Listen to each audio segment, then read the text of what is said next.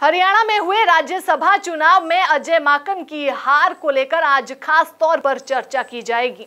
हरियाणा में हुए राज्यसभा चुनाव में अजय माकन की हार को अभी तक कांग्रेस नहीं पचा पा रही है। जब निर्दलीय प्रत्याशी कार्तिकेय शर्मा से बड़ी आसानी से जीत सकते थे तो फिर कैसे हार गए, ये अबुझ पहेली अभी तक सुलझी नहीं है।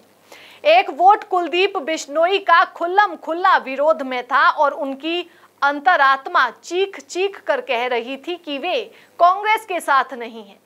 कांग्रेस प्रत्याशी को वोट नहीं करेंगे, ये कुलदीप बिश्नोई लगातार कह रहे थे। इसके बावजूद कांग्रेस प्रत्याशी बड़ी आसानी से जीत सकते थे यदि एक वोट रद्द ना होता। इस अप्रत्याशित हार के बाद ये चर्चा लगातार उठी कि कौन है जिसका वोट रद्द हुआ। कभी किसी की ओर तो कभी किसी और की ओर उंगलियां उठती रहीं और आखिरकार किरण चौधरी पर जाकर ठहर गई। किरण चौधरी इस बात से आग बबूला है कि 7 बार वोट डाली है, तो क्या उन्हें वोट डालना नहीं आता।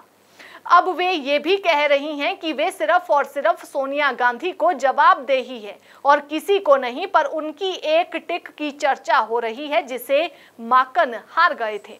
अब माकन ने एक तरफ तो इस चुनाव के खिलाफ कोर्ट में अर्जी लगाई है, दूसरी तरफ हरियाणा के प्रभारी विवेक बंसल पर भी अपना गुस्सा निकाला है कि उन्होंने अपनी भूमिका ठीक से नहीं निभाई है।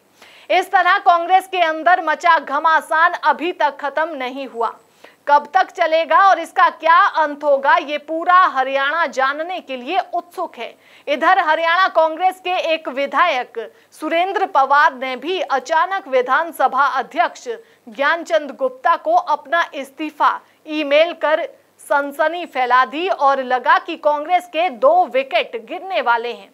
यानी कुलदीप बिश्नोई तो जा ही रहे हैं, अब सुरेंद्र भी चले। कुलदीप के बारे में तो कहा जा रहा है कि वे अंतरात्मा की दूसरी पुकार के चलते अभी तक कांग्रेस में रुके हुए थे। यानी राष्ट्रपति चुनाव में कांग्रेस के खिलाफ वोट कर कांग्रेस को हराना भी तो था और साथ ही अपने अपमान का भी तो बदला लेना था। अब ये बदला पूरा हुआ और इनके भाजपा में जाने का रास्ता साफ हो गया।